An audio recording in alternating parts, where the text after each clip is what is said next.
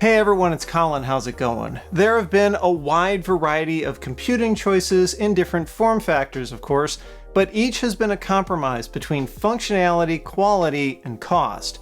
With that in mind, could this category-bending device from 2015 still be relevant 5 years later?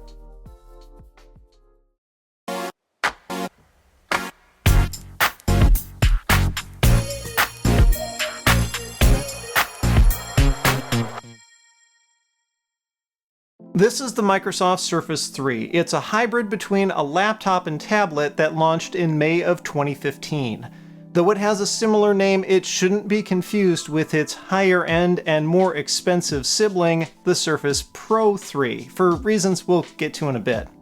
It was meant to be a lower-cost option to draw attention to Microsoft's x86-based hardware lineup, which was new at the time after the relative disaster that was Windows RT, which itself was a story probably best saved for another time. The hardware specs of the Surface 3 weren't much to be impressed by back then, and of course they seem paltry today. It used an Intel Atom processor instead of the Pro 3's Intel i-series CPUs, but its build quality was very high, much better than its price let on. Its magnesium alloy body was about 1/3 of an inch thick, or just under a centimeter, with clean, tapered edges and a simple design.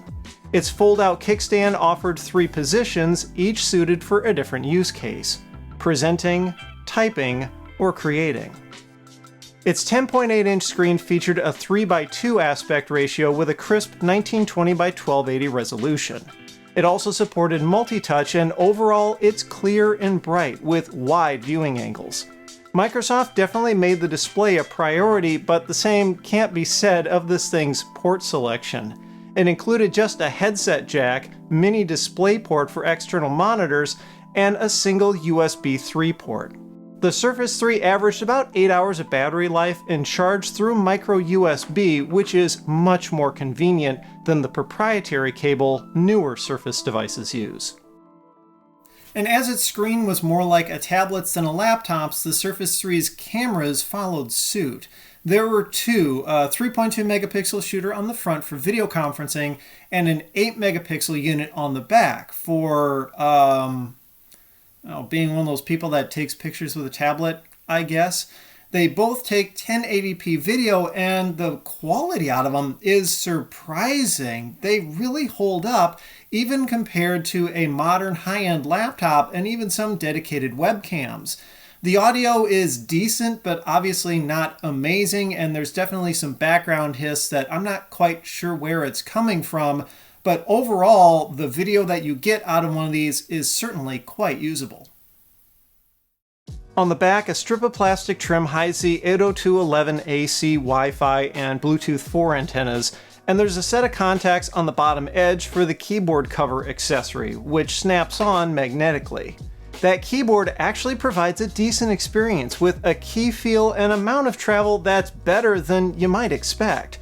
The whole board definitely has a little bit of flex to it, but despite its small size, it doesn't feel cramped to use. And my biggest surprise was that the keys are even backlit. That said, while the touchpad works decently enough, it's awkwardly small. An even bigger bummer than the small touchpad was the Surface 3's lack of upgradability.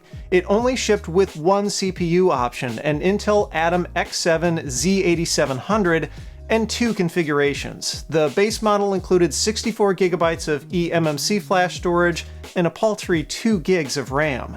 A higher-end option, if you can call it that, bumped those up to 128 GB of storage and 4 GB of RAM.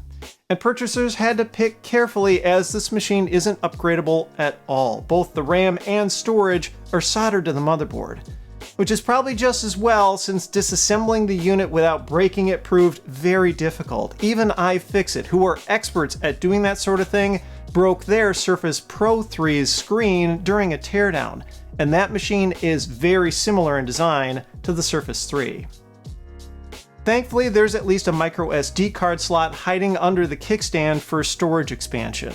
It's not the fastest thing, of course, but perfectly usable for documents or media collections.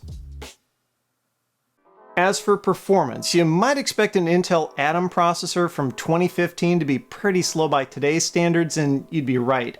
The Surface 3 is certainly not something you'd want to do serious number crunching on. Playing any kind of games other than something like a retro console emulator on its integrated Intel HD graphics, well, it's going to be an exercise in frustration. But the CPU isn't too far off from the one used in the Surface 3's more modern equivalent, the Surface Go, from August of 2018.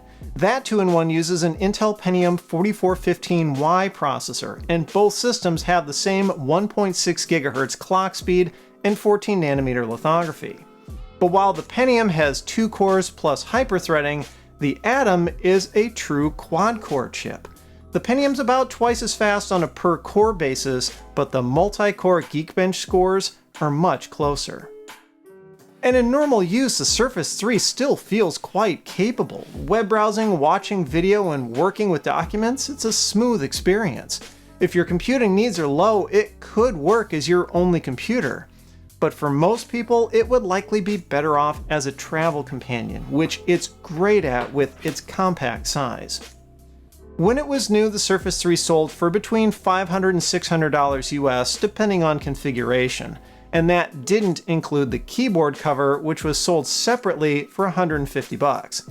And now it would be easy to ignore this machine because of its shortcomings and age, but here's the thing that might still make it an interesting option for some.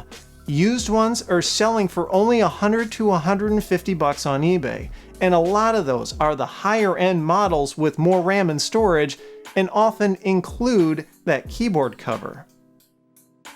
That's a similar price to a low-end tablet, Chromebook, or cheap Windows laptop, but it's much better built and has way better portability. Granted, it's not all that great purely as a tablet, mostly due to limited touchscreen usability because, well, Microsoft still kind of sucks at that.